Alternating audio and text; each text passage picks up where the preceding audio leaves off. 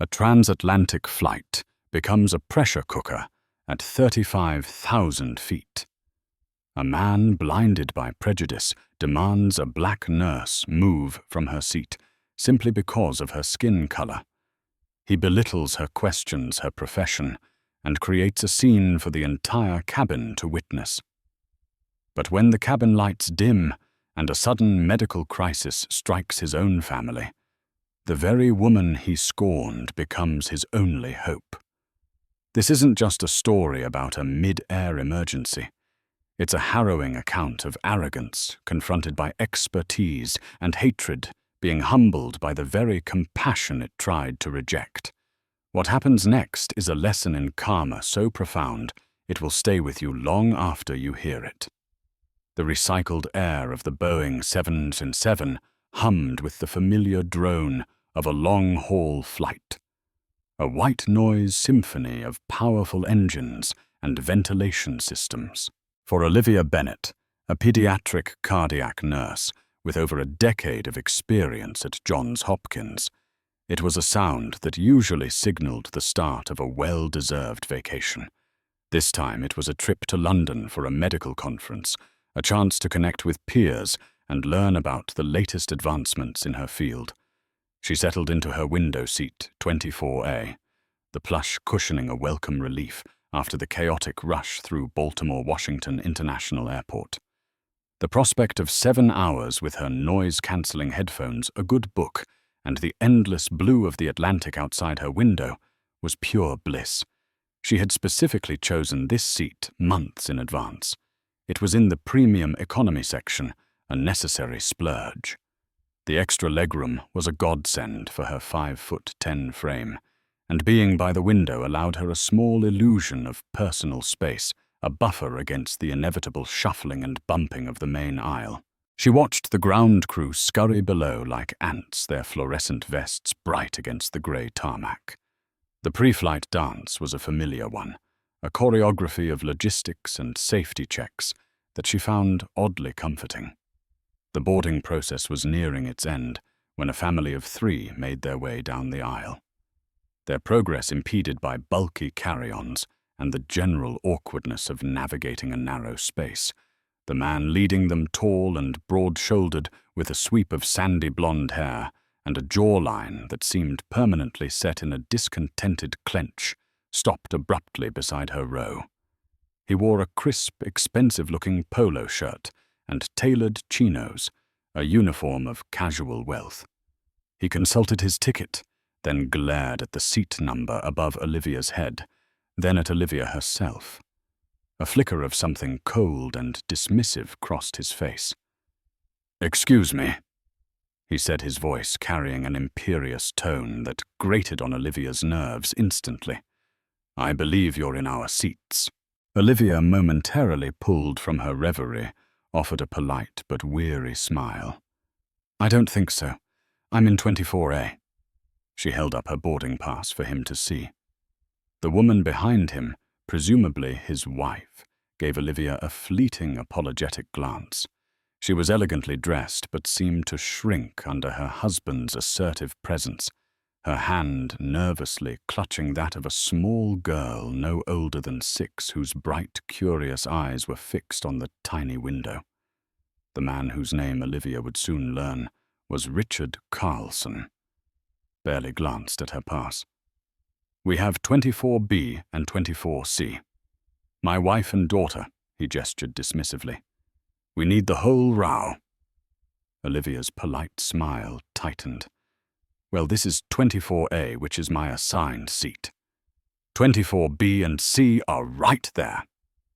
She pointed to the 2 empty seats beside her. Richard's nostrils flared. "I'm aware of how seat numbers work," he snapped. "The point is, we booked these seats together. We're a family. We require the entire row for our comfort and convenience." He wasn't asking. He was stating a fact as if his desire was a law of physics. "I understand that, sir," Olivia said, her voice remaining steady and professional, the same tone she used with anxious parents in the ICU. "But the airline also assigned me this seat. Perhaps there's an empty row somewhere else you could move to. You could speak with a flight attendant. The suggestion seemed to offend him on a fundamental level. I'm not moving. We paid a premium for these specific seats. You, however... He paused, and his eyes did a slow, deliberate sweep over her from her intricate braids to her dark skin, lingering for a moment, as if he were assessing livestock. The implication was as clear as it was ugly. You could probably find a more suitable seat elsewhere, maybe in the back. The thinly veiled racism hung in the air, thick and suffocating. It wasn't the first time Olivia had encountered it, but its casual public delivery still managed to send a jolt of anger and exhaustion through her. She saw the flash of embarrassment on his wife's face, and the way she gently pulled their daughter closer, trying to shield her. "My seat is perfectly suitable, thank you," Olivia replied, her voice now edged with a cold firmness. She turned her body squarely towards the window, a clear, non-verbal dismissal. She would not be intimidated. She had earned this seat, paid for it, with her own money, and deserved to sit in it as much as anyone else. The final boarding call echoed through the cabin. A flight attendant, a kind-faced woman named Maria, with a warm smile, bustled towards them. "Is there a problem here, sir?" she asked, her eyes darting between Richard's furious expression and Olivia's stony profile. "Yes, there's a problem," Richard boomed, seizing the new audience. "This woman is refusing to move from our family's row. We need her to switch seats, so my daughter can have the window." It was a blatant lie, a reframing of his demand to make Olivia seem unreasonable. His daughter hadn't expressed any interest in the window. She was quietly playing with a small teddy bear, oblivious to the rising tension. Maria looked at Olivia, who simply held up her boarding pass again. "My boarding pass says 24A window seat." Maria nodded, her professional smile unwavering, but her eyes conveying a deep sense of understanding and support to Olivia. "I see," she said, turning back to Richard. "Sir, this is Miss Bennet's assigned seat. The seats you've booked are 24B and 24C. I'm afraid she is under no obligation to move." "This is ridiculous," Richard sputtered, his face reddening. "I am a Platinum Medallion member. I spend thousands of dollars with this airline every year. Are you telling me my status means nothing?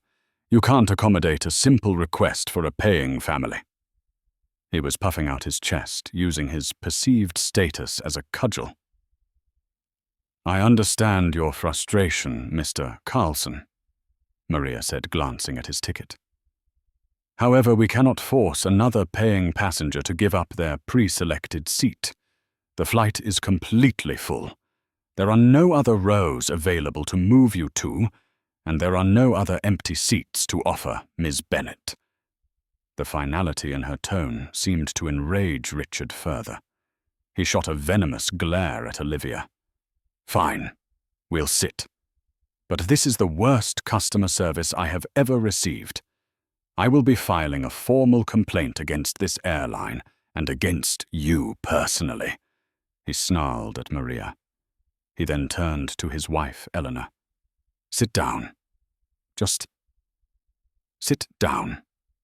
Eleanor murmured a quiet, "I'm so sorry," to Olivia, her voice barely a whisper, as she guided their daughter Emily into the middle seat 24B. Richard slumped into the aisle seat 24C with a dramatic, aggrieved sigh, yanking his noise-cancelling headphones from his bag and jamming them over his ears. He pointedly angled his body away from Olivia, creating a wall of hostility. The cabin doors were sealed with a pneumatic hiss, and the safety demonstration began. But for Olivia, the peaceful solitude she had anticipated was shattered. The air in row 24 was thick with resentment. She stared out the window, watching the runway lights blur as the plane began its powerful taxi towards takeoff. The ascent was usually her favorite part, the feeling of leaving the world and its troubles behind. But tonight, she felt a heavy, unwelcome trouble had followed her right on board and was now sitting just inches away, simmering with an ugly, baseless hatred. The aircraft climbed through the bruised twilight sky, puncturing a thick blanket of clouds to reveal a breathtaking panorama of stars against an inky black canvas. Below, the city lights of the eastern seaboard glittered like a scattered handful of diamonds. It was a view that normally filled Olivia with a sense of wonder, a humbling reminder of the vastness of the world. But the beauty was soured by the acrid presence of Richard Carlson festering in the aisle seat. He had made his displeasure a performance. Every movement was exaggerated, the aggressive rustle of his newspaper, the loud "si" as he adjusted his pillow, the way he curtly dismissed the flight attendant, offering him a pre-dinner drink. He was creating a bubble of bitter indignation, and he clearly wanted Olivia to feel its oppressive weight. His wife, Eleanor, sat silently between them, a human buffer in a cold war. She kept her focus entirely on their daughter, Emily, helping her with a coloring book and whispering softly to her, creating a small, separate world of maternal care amidst the palpable tension. Olivia tried to ignore it. She put on her own headphones, selected a calming jazz playlist, and opened her novel. She was a professional at compartmentalizing. In the high-stakes environment of a pediatric cardiac ICU, she had learned to block out distractions to focus entirely on the task at hand, whether it was calculating a complex medication dosage or comforting a terrified parent. She would treat Richard Carlson as she would a faulty beeping monitor just outside her patient's room, an annoyance to be acknowledged and then tuned out. About an hour into the flight, the meal service began. The scent of roasted chicken and pasta filled the cabin. Maria, the flight attendant, approached their row with her trolley. "Dinner this evening, ma'am?" she asked Olivia, with a warm, reassuring smile. "The chicken, please," Olivia said, returning the smile gratefully. As Maria passed the tray over, Richard loudly pulled off his headphones. "Excuse me," he said, his voice dripping with condescension. "Are you a doctor?" The question was so out of left field, so jarringly personal, that it took Olivia a moment to process. It wasn't asked with curiosity, but with the tone of an interrogator trying to poke holes in a testimony. She looked at him, her expression neutral. "No," she said simply. A smug, triumphant smirk spread across his face. "I thought not," he said loud enough for the surrounding rows to hear. He turned to Maria. "See, this is the problem. People are seated in premium sections where they clearly don't belong. This section is for frequent flyers, business professionals, doctors." He gestured vaguely at himself, as if his own presence was proof of his assertion. The racism was no longer veiled. It was stripped bare, ugly and loud. He was publicly equating her race with a lack of professional or financial status. He was implying she couldn't possibly have earned or afforded her seat. A wave of hot fury washed over Olivia, but she pushed it down, refusing to give him the satisfaction of an emotional outburst. "Sir, I am a pediatric cardiac nurse," she stated, her voice dangerously quiet, but clear as a bell. "I work in the intensive care unit at one of the top hospitals in the country, and I bought my ticket with my own money. My profession and my finances are quite frankly none of your business." Eleanor flinched beside him, her head sinking lower. "Richard, please," she whispered, her voice trembling. "Stop it!" But Richard was on a roll, fueled by his own arrogance. "A nurse," he scoffed, drawing out the word, as if it were an insult.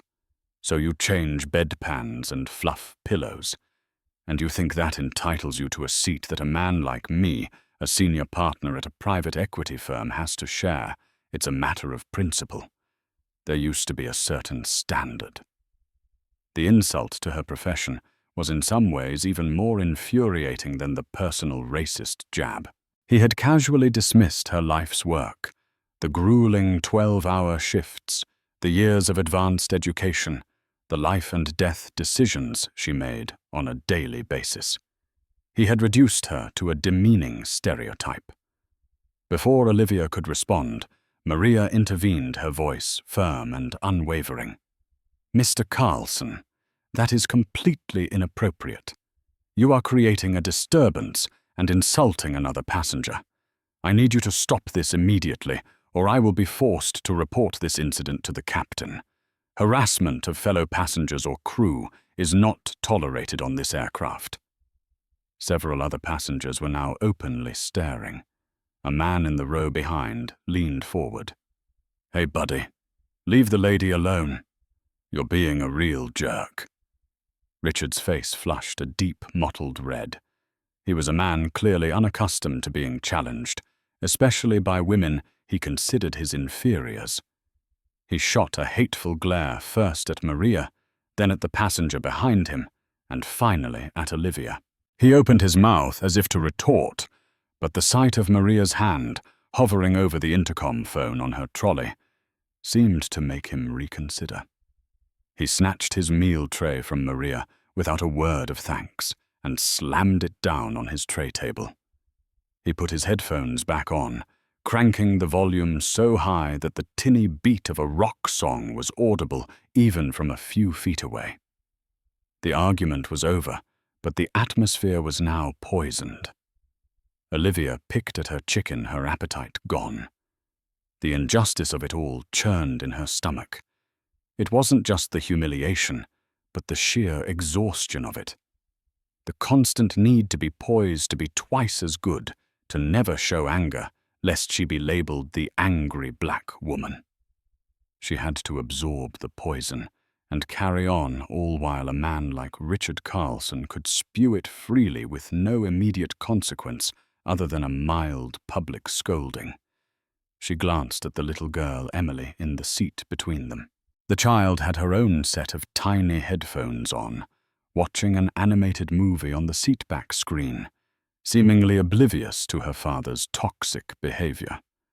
She had a small, intermittent cough, a dry little hack that punctuated the drone of the engines.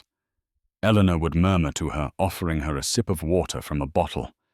It was a common cabin cough, the kind that came from the dry, recycled air. Olivia, the nurse, in her ever-vigilant, made a mental note of it, but thought little of it at the time. She closed her eyes, trying to find her center, to reclaim the peace he had stolen from her. She focused on her breathing, the techniques she used to manage stress during a chaotic code blue. In, out. In, out. She would not let this man ruin her trip. She would rise above it. She had to. But as the plane sped through the darkness, 35,000 feet above the ocean, she couldn't shake the feeling that the night was far from over. The arrogance that radiated from seat 24C felt like a storm cloud gathering in the confined space of the cabin, and she feared what might happen when the turbulence truly began. As the flight droned on into its third hour, a fragile truce settled over row 24. Richard Carlson, having lost his public battle, retreated into a sullen silence. He watched a movie on his laptop, with a fierce, unwavering concentration, creating an invisible but palpable barrier around himself. Olivia, equally determined to reclaim her space, managed to lose herself in her book. The world of fictional characters and intricate plots was a welcome escape from the cramped, hostile reality of her surroundings. Yet a part of her clinical awareness remained active, a background program that was always running. It was a professional habit she couldn't switch off. She noticed the slight tremor in Eleanor's hands as she helped her daughter with a snack. She observed the pale, almost translucent quality of Emily's skin under the dim cabin lighting. and she paid particular attention to the child's cough. It was no longer the occasional dry hack it had been earlier. It was becoming more frequent, a persistent tickling cough that sounded wet and congested. After one particularly pronounced coughing fit, Emily whimpered, "My tummy hurts, Mummy." Eleanor's face, already etched with worry from her husband's behavior, tightened with a new, more primal anxiety. She felt Emily's forehead with the back of her hand. "You don't feel warm," she murmured, more to reassure herself than the child. She rummaged through her large tote bag and produced a child-friendly pain reliever, which she managed to get Emily to swallow with some apple juice. Olivia watched from the corner of her eye, her nurse's instincts on high alert. A stomachache and a worsening cough in a young child could be anything from a simple virus to something more serious. The cabin pressure and dry air could exacerbate pre-existing conditions. She debated whether to say something. Offering unsolicited medical advice was a minefield, especially given the hostility from the child's father. He would likely see it as an intrusion, another attempt to assert herself. He might even accuse her of trying to cause trouble. So she remained quiet, a silent observer, hoping it was nothing. Half an hour passed. Emily grew listless. The glow from her movie screen no longer held her attention. She leaned her head against her mother's arm, her breathing growing shallow and rapid. Her small face was flushed, and a sheen of sweat glistened on her forehead. The coughs were now coming in rattling spasms that shook her small frame. Eleanor's quiet reassurances grew more frantic. "Just try to rest, sweetie. We'll be in London soon. Maybe a little nap will help." She draped a thin airline blanket over the child, but Emily pushed it away, whining fretfully. Richard finally noticed. He pulled one side of his headphones off. "What's wrong with her?" he asked, his tone laced with impatience rather than concern. It was as if his daughter's illness was an inconvenience specifically designed to annoy him. "She doesn't feel well," Eleanor whispered, her voice strained. "Her cough is worse, and she says her stomach hurts. I gave her some medicine, but it's not helping." "She was fine this morning," Richard grumbled, as if accusing his wife of mismanagement. He briefly placed a hand on Emily's head. "She's burning up." The impatience in his voice was now tinged with a flicker of genuine alarm. "Did you pack the thermometer?" Eleanor nodded, her hands shaking as she fumbled in her bag again. The entire dynamic was on display for Olivia, a domineering, dismissive husband, and a nervous, placating wife caught together in a moment of parental fear. Olivia's internal debate was over. The child's symptoms were escalating too quickly. Tachypnea, the rapid breathing, was a significant red flag. This was no longer about courtesy or avoiding confrontation. This was about a sick child. She leaned over slightly, keeping her voice calm and non-threatening, directing her words to Eleanor. "Excuse me," she said softly. "I don't mean to intrude, but I am a pediatric nurse. Your daughter's breathing seems quite rapid. Has she had any history of asthma or respiratory issues?" Eleanor looked up, her eyes wide with a mixture of fear and relief. For a moment she seemed ready to accept the offer of help, but then Richard's head snapped around. "We don't need your help," he snarled, his voice a low, menacing growl. He positioned his body to physically block Olivia's view of his wife and child. "She's our daughter. We can handle it. Stay out of our family business." The venom in his voice was shocking. Even in the face of his child's worsening condition, his pride and prejudice were his primary drivers. He would rather his daughter suffer than accept help from a woman he had already deemed beneath him. Olivia recoiled not in fear, but in stunned disbelief. "Sir, I'm not trying to interfere. I'm genuinely concerned. Rapid breathing in a child can be a serious symptom, especially at this altitude. I said, "We've got it," he hissed. "Mind your own business. We don't need some nurse giving her 2 cents. He practically spat the word nurse at her. The cruelty of his rejection was absolute. He was putting his ego above his daughter's well-being. Olivia felt a profound sense of helplessness. She was a medical professional, ethically bound to help, but she couldn't force her assistance on them. All she could do was sit and watch her heart pounding with a growing sense of dread. She flagged down Maria on her next pass through the cabin. "The little girl in 24B," Olivia said in a low, urgent voice. "She's not doing well. Her breathing is very fast.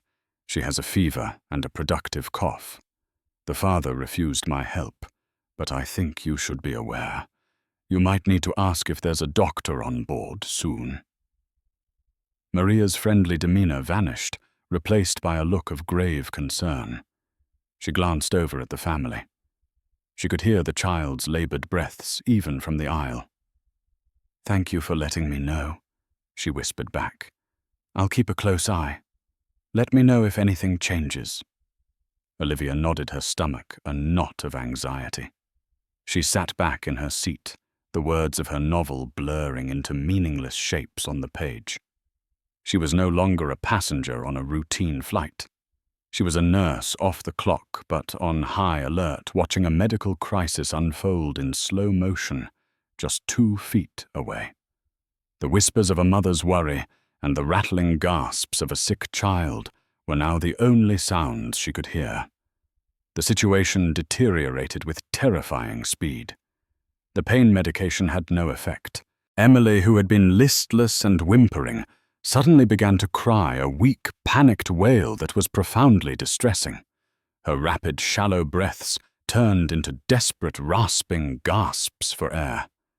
Each inhalation was a struggle, accompanied by a high-pitched wheezing sound. Her skin, which had been flushed, was now taking on a pale greyish pallor, and a bluish tinge was starting to appear around her lips. Olivia recognized the signs instantly. Cyanosis. The child wasn't getting enough oxygen. Her body was starving for it. Every alarm bell in Olivia's head was screaming. This was no longer a minor illness. This was a full-blown medical emergency. Eleanor was frantic. "Richard, do something!" she cried, her voice cracking with terror. "She can't breathe. Look at her. She can't breathe." Richard was frozen in his seat, his arrogance melting away to reveal a raw, stark panic. The man who had been so sure of himself, so in command, was utterly helpless. He stared at his daughter, his face a mask of disbelief and fear. "Emily, sweetheart. What's wrong?" "Daddy's here." His words were hollow, useless platitudes in the face of a physiological crisis. Other passengers were now fully aware of the drama unfolding. Heads turned. A nervous murmur rippled through the cabin. Maria, the flight attendant, came rushing back, her face grim. "What's happening?" she asked, her professional calm barely masking the urgency in her tone. "She can't breathe." Eleanor sobbed, cradling Emily's head. The child's eyes were wide with terror, her small hands clawing weakly at her own throat. Maria immediately reached for the intercom. Her voice rang through the cabin, sharp and clear, cutting through the engine's drone. "Paging for a medical professional. Is there a doctor, nurse, or paramedic on board? We have a medical emergency in row 24, a pediatric medical emergency." The call sent a jolt through the aircraft. For a few seconds there was silence. People looked around, hoping a hero would emerge. Richard Carlson looked around too, his eyes desperately scanning the faces of his fellow passengers, searching for the doctor he felt was worthy of his premium cabin. He was looking for anyone but the woman sitting right beside him. Olivia didn't hesitate. The father's permission was no longer relevant. This was a matter of life and death. The child's life. She unbuckled her seatbelt in one fluid motion. "I'm a pediatric ICU nurse," she announced, her voice resonating with an authority that instantly commanded attention. "Let me see her." She moved past a stunned Eleanor and knelt in the narrow space in front of Emily's seat. Richard jolted out of his stupor, moved to block her again, a reflexive act of his earlier pride. "Wait, who?" Olivia looked up at him, and the gaze she fixed on him was not one of anger or "I told you so." It was the focused, intense, no-nonsense look of a medical professional in crisis mode. It was a look that stripped away all the social nonsense, all the prejudice and ego. It said, "Get out of my way, or this child will die." "Her lips are blue," Olivia said, her voice sharp as a scalpel. "She's in severe respiratory distress. We don't have time for this. I need you to give me space to work. Now." The command was so absolute, so powerful, that Richard simply crumbled. All the fight went out of him. He stumbled back into his seat, his face ashen, suddenly looking small and utterly powerless. Maria was already there with the aircraft's primary medical kit. "What do you need?" she asked, her training kicking in. "A stethoscope, a blood pressure cuff for a pediatric patient, and an oxygen tank with a pediatric mask." "Right now," Olivia ordered, already pressing 2 fingers against Emily's neck to check her pulse. It was thready and terrifyingly fast. She listened to the child's chest with her naked ear. The wheezing was pronounced. Her lungs were constricted, fighting a losing battle to draw in air. "Eleanor," Olivia said, her voice softening slightly as she addressed the mother. "What is her medical history? Any allergies? Any recent illnesses? I need to know everything." Eleanor, sobbing but seemingly grateful to have concrete questions to answer, choked out the information. "No allergies that we know of. She had a cold last week, just a sniffle. The doctor said it was viral. No history of asthma. She's never had anything like this before." Okay, Olivia said, processing the information. Viral infection leading to acute respiratory distress. Could be severe bronchiolitis or perhaps a sudden severe allergic reaction to something. Anaphylaxis. Unlikely without a known allergen, but possible. Another flight attendant arrived with a larger, more comprehensive medical kit and a portable oxygen cylinder. Olivia ripped open the packaging for a pediatric oxygen mask and fitted it over Emily's small face, turning the dial on the tank to deliver high-flow oxygen. "I need you to clear the aisle," Olivia called out to Maria. "We might need to lay her down flat." She took the small stethoscope from the kit and listened intently to Emily's chest. The sounds she heard confirmed her worst fears. Severely diminished air entry on both sides, coupled with the loud, high-pitched wheezing of bronchospasm. Her airways were clamping shut. "We need to contact MedLink," Olivia told Maria, referring to the ground-based medical support service for airlines. "Tell them we have a probable status asthmaticus or severe anaphylactic reaction in a 6-year-old female.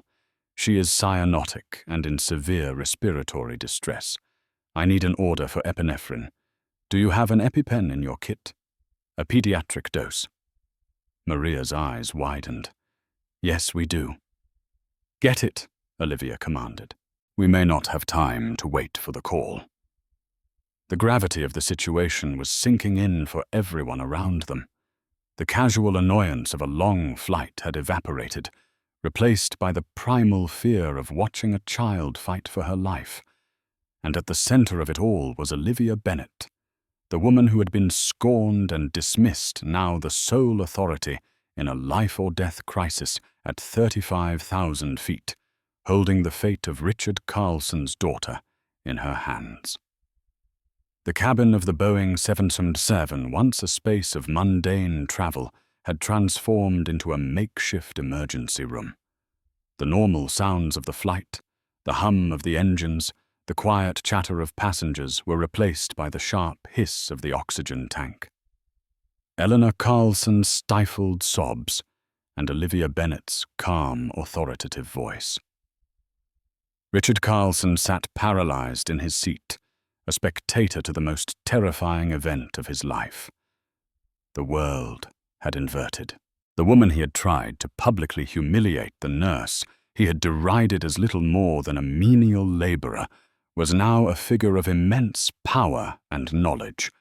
Her every word was a command, her every action precise and critical. He watched her hands, strong, steady, and gentle, as she adjusted the oxygen mask on his daughter's face, checked her pulse again, and prepared for the next crucial step. He had built his life on a hierarchy of worth, placing himself at the very top. In this moment, that entire structure had been demolished. He was at the bottom, a helpless, terrified father, utterly dependent on the grace and skill of a woman he had shown none. Maria returned with the emergency medical kit and handed Olivia a yellow and orange box containing a pediatric EpiPen. "Medlink is on the line with the captain," she reported breathlessly. "He's patching them through to the cabin phone." "There's no time," Olivia said, her eyes fixed on Emily. The child's struggles for breath were weakening a sign of exhaustion. Her oxygen-starved body was beginning to shut down. "Her oxygen saturation is dropping, I can see it. We need to administer the epinephrine now. It will open her airways." Making the decision to administer a powerful drug like epinephrine without a direct, real-time order from a physician was a significant risk. On the ground in her hospital, there were protocols and doctors just a shout away. Here she was on her own. But the protocol for a life-threatening anaphylactic or asthma attack was clear, and Emily was ticking every box. To wait would be to risk respiratory arrest. It was a calculated professional judgment call. "Eleanor," Olivia said, her voice firm but kind, pulling the mother's attention. "I need to give your daughter an injection of epinephrine. It's adrenaline. It will help her breathe, but it will make her heart race and she might shake. It's the standard treatment for this. Do I have your consent?" Tears streamed down Eleanor's face, but she nodded vigorously. "Yes. Yes, please do anything. Save her." Olivia didn't even glance at Richard. His consent was irrelevant. She had the mother's. With practiced efficiency, she pulled the cap off the EpiPen, instructed another flight attendant to hold Emily's leg still, and said, "Okay, Emily, a little pinch." She pressed the device firmly against the child's outer thigh. There was a sharp click as the spring-loaded needle deployed, delivering the life-saving medication deep into the muscle. For a few agonizingly long seconds, nothing happened. Emily's breathing was still a desperate, ragged wheeze. The silence in the cabin was absolute, a collective holding of breath. Richard let out a choked guttural sound, a mix between a sob and a gasp. And then it began to work. The change was subtle at first, then dramatic. The high-pitched wheezing sound from Emily's chest began to lessen. Her frantic gasps for air became deeper, more productive. A small, faint flush of pink started to creep back into her cheeks, chasing away the terrifying grayness. Her eyelids, which had been fluttering, opened, and her eyes, though still filled with fear, seemed more focused. A wave of palpable relief washed over the surrounding passengers. Someone let out a shaky sigh. Maria whispered, "Oh, thank God." Olivia pressed the stethoscope to Emily's chest again. "Air entry is improving," she announced, her voice still all business. "The bronchospasm is resolving. The epinephrine is working." She kept the oxygen mask firmly in place. She's not out of the woods. This can rebound. We need to monitor her very closely. Just then, Maria handed Olivia the cabin phone. It's the Medlink, Doctor. Olivia took the receiver. This is Olivia Bennett, RN BSN, from the Pediatric Cardiac ICU at Johns Hopkins. She stated her credentials rolling off her tongue with the weight of years of experience. I am with a 6-year-old female patient experiencing a severe anaphylactic or asthmatic event. I have administered one 0.15 milligrams dose of epinephrine intramuscularly due to severe respiratory distress and cyanosis. Patient is responding positively to treatment. Airway is currently patent. She is on high-flow oxygen. Vital signs are...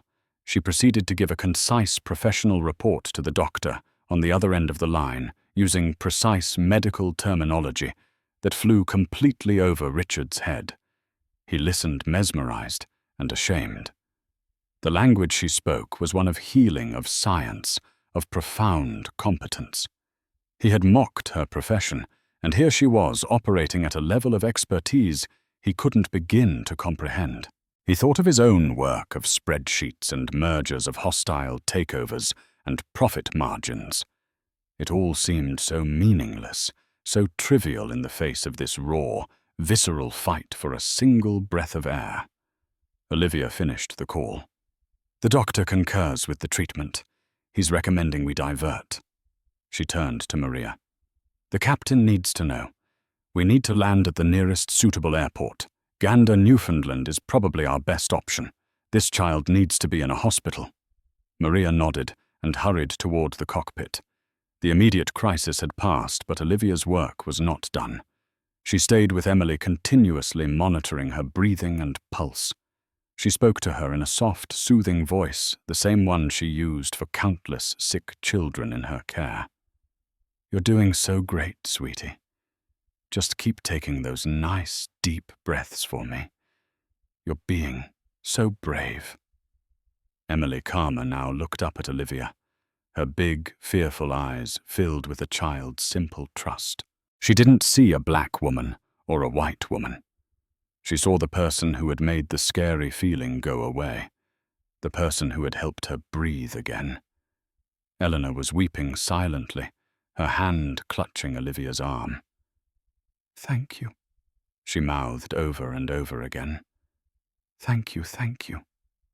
Olivia gave her a brief, compassionate squeeze on the shoulder. We're not there yet. Let's get her safely on the ground. And Richard Carlson watched it all. He watched his wife and daughter find comfort and safety in the hands of the woman he had treated with such contempt. The universe had held up a mirror to his soul, and the reflection was grotesque. He had been so proud, so arrogant, so certain of his place in the world. And in the space of 30 minutes, a black nurse and his own daughter's fragile lungs had taught him a lesson in humility, so brutal and so complete that he knew with sickening certainty he would never be the same. The captain's voice soon came over the intercom, calm and measured, but with an underlying seriousness that silenced the entire plane. Ladies and gentlemen, this is your captain speaking. Due to a medical emergency on board, we will be diverting our flight to Gander International Airport in Newfoundland. Medical personnel will be meeting the aircraft upon arrival. We anticipate being on the ground in approximately 45 minutes.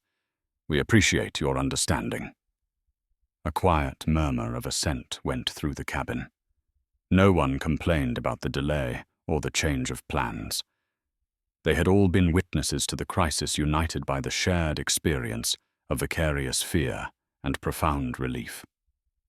They were no longer just a plain load of strangers. They were a community that had rallied around one of its smallest members. For the next 45 minutes, Olivia Bennett did not leave Emily's side. She maintained a constant vigil, charting the child's vital signs on a napkin from the drinks trolley.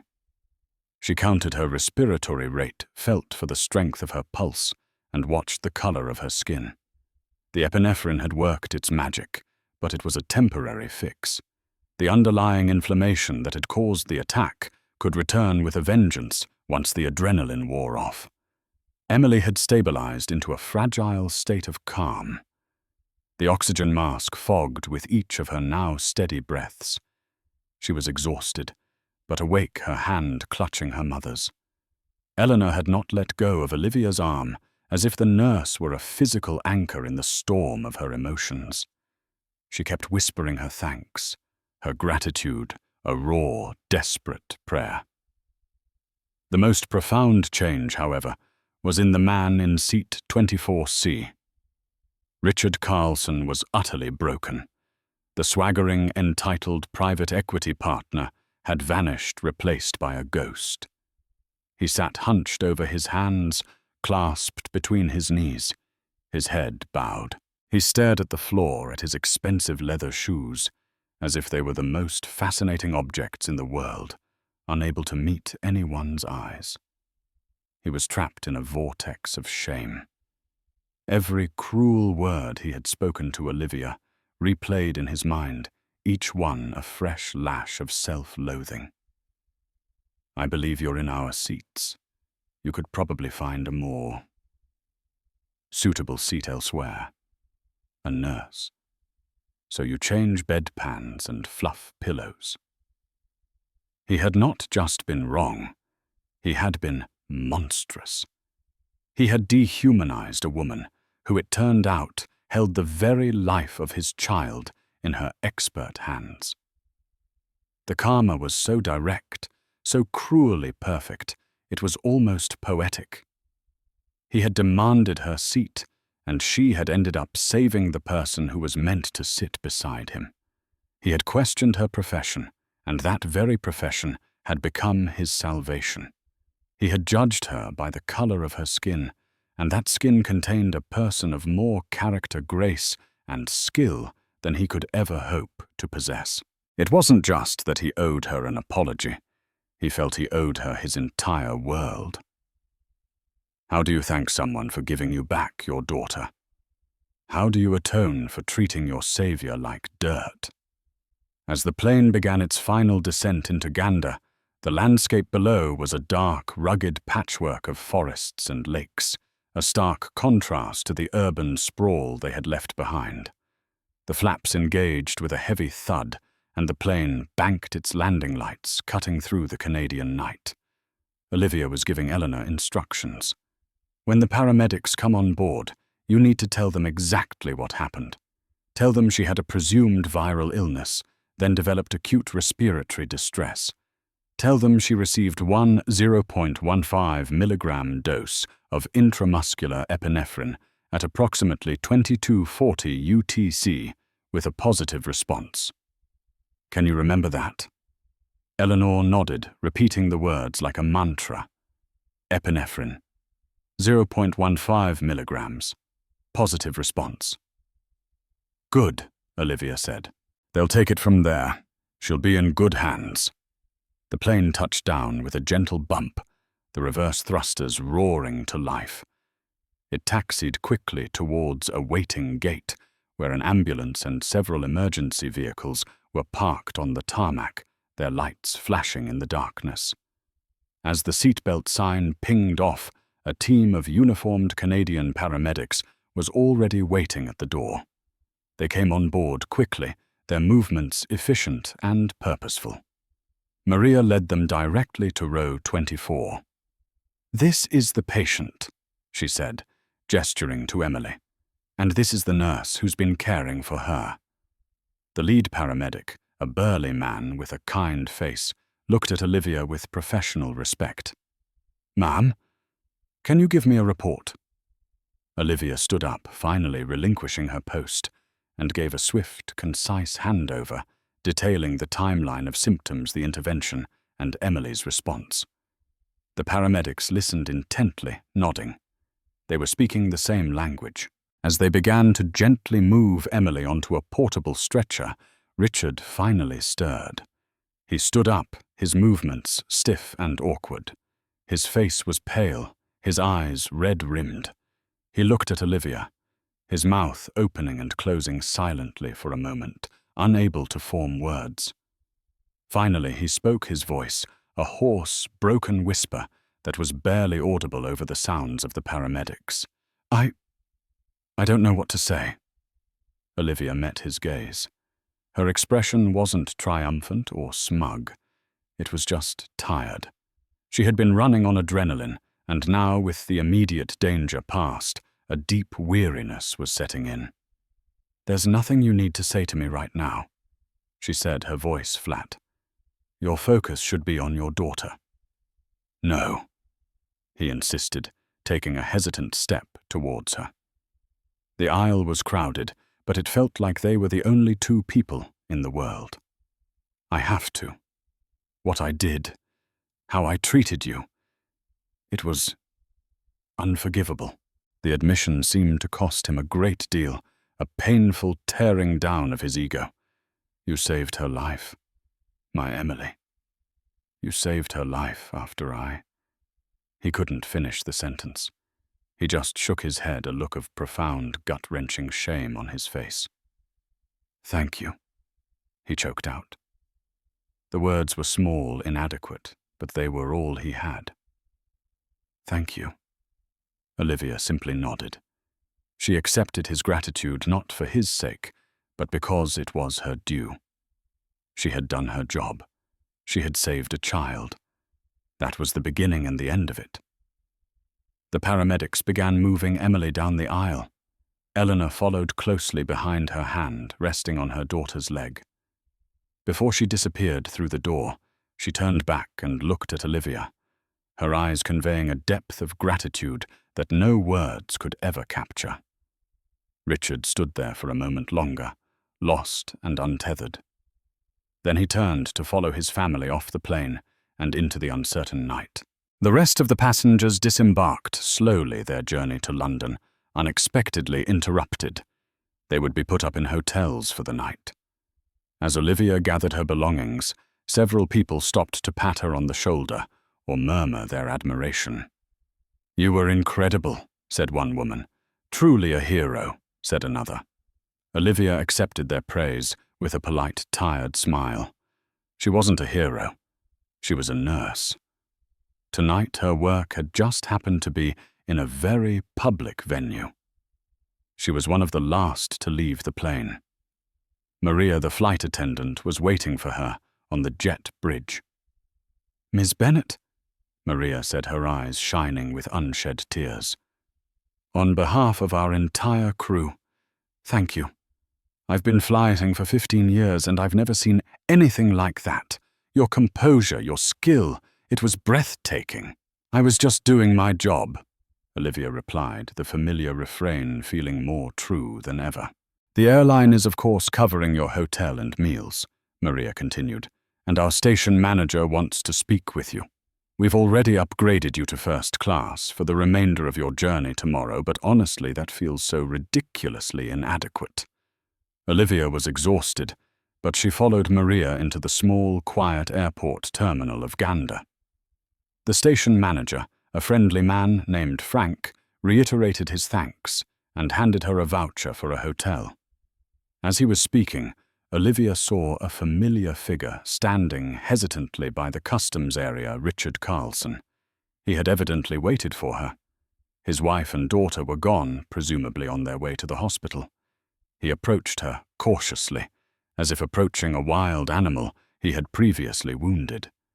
His face was a wreck of conflicting emotions: shame, gratitude, and a desperate need for something he couldn't quite name. Absolution, perhaps. "Miss Bennet," he began, his voice still raspy. "I know you said I didn't need to say anything, but I do." Olivia sighed, bracing herself. "Mr. Carlson." "Please," he interrupted, holding up a hand. "Just let me say this. I need to say this. There is no excuse for my behavior. None. It was racist, it was arrogant, it was vile. I saw you and I made a judgment based on nothing but my own ugly prejudice. It's a sickness in me that I didn't even fully see until tonight." He looked her directly in the eye, and for the first time she saw not a bully, but a man utterly stripped of his defenses. "You didn't just save my daughter's life," he continued, his voice thick with emotion. "You saved mine. You showed me what a complete and utter fool I've been. What a monster I've been. I look at my daughter and I think about the world I'm raising her in, the person I'm teaching her to be. And I'm horrified. Horrified by myself." He reached into his wallet and pulled out a business card. "This is my personal number. I want to pay for your entire trip. I want to make a substantial donation to your hospital, to your department in your name. Anything. Please just tell me what I can do to even begin to make this right." Olivia looked at the card but didn't take it. The offer of money, while likely sincere, felt transactional, a way for him to assuage his guilt with the tool he understood best, wealth. It was too easy. "Mr. Carlson," she said, her voice measured, "I don't want your money. My trip is paid for. And if you want to donate to Johns Hopkins, you should do it because you believe in the work they do, not to pay me back." His face fell. He looked utterly lost. "Then what? What can I do?" This was the moment. This was the point where true karma, the kind that teaches and transforms rather than just punishes, could be delivered. It wasn't about revenge or seeing him suffer. It was about making the lesson stick, about forging a connection where there had only been a hateful divide. An idea startling in its clarity came to her. It was a long shot, a twist of fate she had been contemplating ever since she'd first heard his name and profession. "You said you're a senior partner at a private equity firm," she stated. "Yes," he confirmed, looking confused. "Oakwood Capital Partners in New York." Olivia took a deep breath. "My brother Michael Bennett is a lawyer, an incredibly talented one. For the last 2 years, he and a small team of pro bono lawyers have been fighting a case against a property development group that is trying to shut down a community health clinic in a low-income neighborhood in Baltimore. That clinic provides essential care, prenatal, pediatric, geriatric, to thousands of people who can't afford to go anywhere else. It's a lifeline." She paused, letting the weight of her words sink in. "The development group trying to tear it down to build luxury condos. They're funded by Oakwood Capital Partners." The color drained from Richard Carlson's face. He looked as if he'd been physically struck. The world, which had already been spinning, tilted on its axis. The abstract numbers on his firm's balance sheets, the remote urban renewal projects he approved from his corner office, were suddenly connected to this woman, to this moment, in the most intimate and devastating way possible. His company was actively working to destroy a resource that provided the same kind of essential care to children that his own daughter had just so desperately needed. "The clinic," he stammered, his mind racing. "The Baltimore project. I signed off on that. I pushed for it." "I know," Olivia said quietly. The hard karma had landed. Not with a bang, but with the quiet, devastating click of pieces falling into place. Richard stared at her, his mouth agape. The full scope of his hypocrisy was laid bare. He had sneered at her for being a nurse, while his own firm was trying to bulldoze a clinic full of them. He had demanded a seat in a premium cabin, while actively working to take away basic health care from people who could never dream of affording such a luxury. He finally understood. An apology was nothing. Money was nothing. This was the penance. This was the path to something resembling redemption. "I will stop it," he said, his voice imbued with a new desperate conviction. "I will call my office first thing in the morning. I will personally fly to Baltimore. I will reverse the decision. I will make sure that the clinic gets new funding. I will make it my personal mission. I swear to you, Miss Bennet.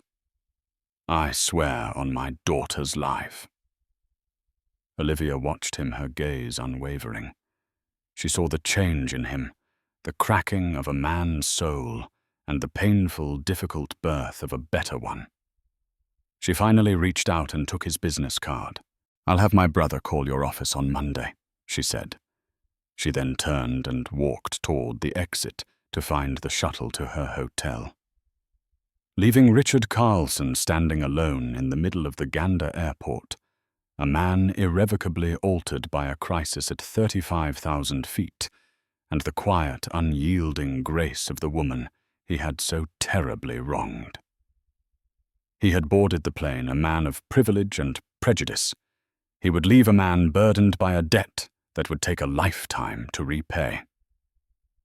This was more than just a mid-air drama. It was a powerful, real-life collision of prejudice and professionalism, of arrogance and expertise. Olivia Bennet didn't just save a child's life. She held up a mirror to a man's poisoned soul and forced him to see the reflection. The story's incredible twist serves as a stark reminder that our actions, big and small, are interconnected in ways we can't possibly imagine. The contempt we show a stranger could be the very person our life, or the life of someone we love, depends on. If this story moved you and made you think about the power of compassion and the unexpected ways karma can manifest, please take a moment to hit that like button. Share this video with others so this important message can spread. And don't forget to subscribe to our channel for more compelling stories that explore the depths of human nature. Thank you for listening.